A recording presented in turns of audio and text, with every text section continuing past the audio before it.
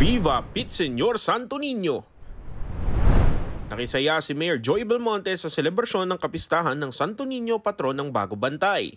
Dumalo sa Fiesta Mass ang alkalde kasama ang ilang konsehal at kawani ng lokal na pamahalaan.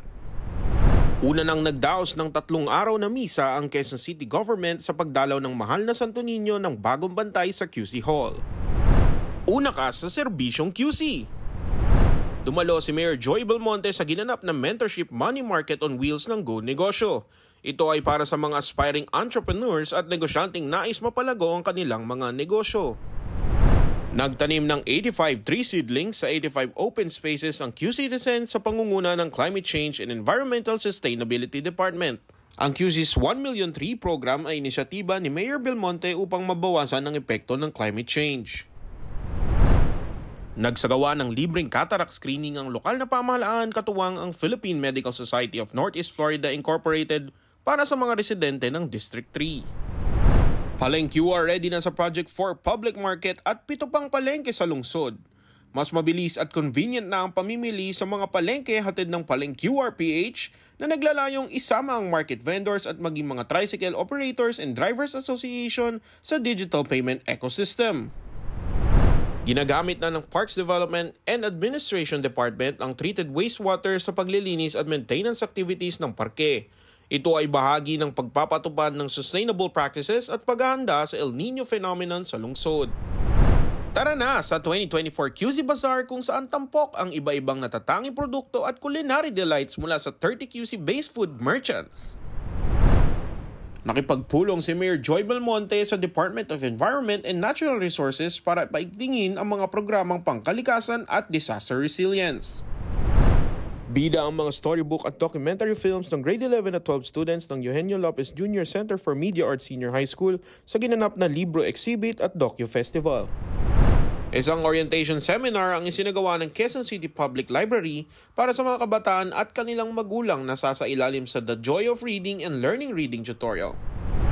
Pagbati sa mga bagong opisyal ng Association of Barangay Captains ng Districts 1, 2, 5, 6, Liga ng mga Barangay Kagawad ng District 1 at Quezon City Federation of Schools Parents and Teachers Association. Pabahay para sa Q-Citizens. 63 Q-Citizens mula sa Barangay Sauyo ang nabigyan ng katiyakan sa paninirahan matapos iabot ang susi ng kanilang bagong bahay. Natanggap na din ng 54 benepisyaryo mula sa Districts 2, 3, 5 at 6 ang kanilang Transfer Certificate of Title o titulo ng lupa sa tulong ng Direct Sale Program ng lungsod. Abante Babae!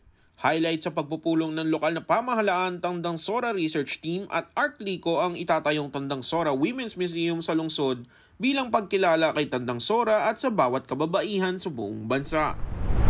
Inilatag ng Quezon City Journalists Group Incorporated kay Mayor Belmonte ang kanilang mga plano sa 2024 kasabay ng pagpapasalamat sa kanila ng alkalde dahil sa patuloy na pakikipag-ugnayan sa pamahalaang lungsod. Congratulations sa 258 Q-Citizens na graduate sa second cohort ng Digital Beauty Academy na sumailalim sa 15 sessions na makakatulong sa kanilang paghahanap buhay. Ito ay programa ng L'Oreal, TikTok, Spark Philippines at lokal na pamahalaan. Nakipagpulong si Mayor Belmonte kay Department of Tourism Secretary Cristina Frasco para talakayin ng redevelopment plan ng Quezon Memorial Circle. Layon nito na pagandahin ng QMC, dagdagan ng green at open spaces sa lungsod na maaaring puntahan ng Q-Citizens at mga turista. Tuloy-tuloy ang operasyon ng Q-City Bus na nag-aalok ng libreng sakay sa mga commuter kasunod ng tigil pasada ng mga pampublikong sasakyan. Tinalakay ang iba't ibang infrastruktura at mga programa ng lokal na pamahalaan sa pagbisita ng mga nahalal na opisyal ng Barangay UP Campus. Tampok sa usapan ni Mayor Belmonte ang mga kinatawan ng Chowking mula sa District 1 ang iba-ibang proyekto at oportunidad para sa mga senior citizens, PWDs, solo parents at kababaihan sa lungsod. Tinalakay ng lokal na pamahalaan at Global Tourism Business Association ang mga proyekto para sa mga travel agency at tourism stakeholders sa Quezon City. Hinikayat ni Mayor Belmonte na makibahagi sa Kilos QC program ang SM Supermall sa kanyang pakikipagpulong kay SM Senior Assistant Vice President for Mall Operations Johanna Melissa Rupisan. Kinilala ng alkalde ang kahusayan ng mga prosecutor at kanilang pantay at walang kinikiling ang serbisyo sa mamamayan sa ginanap na flag raising ceremony ng QC Prosecutor's Office. Inilunsad na ng lokal na pamahalaan ng kauna-unahang Quezon City Football Futsal Summit para palakasin ng sports development sa lungsod. Bagong taon, bagong parangal. Hakot Awards ang QC. Malugod na tinanggap ni Mayor Belmonte ang sari-saring pagkilala ng mga programang Grow QC at Joy of Urban Farming. Panalo din ng Government Best Practices Recognition ang lungsod mula sa Development Academy of the Philippines, kabilang dito ang QC Delivers at QC Build Easy. Ang GBPR ay inisyatiba ng DAP upang kilalanin ang innovative practices ng mga pampublikong sektor. Iginawad ng Department of Labor and Employment National Capital Region ang plaque of recognition kay Mayor Belmonte bilang pagkilala sa kanyang paninindigan kontra child labor at paglaban sa online sexual abuse and exploitation of children.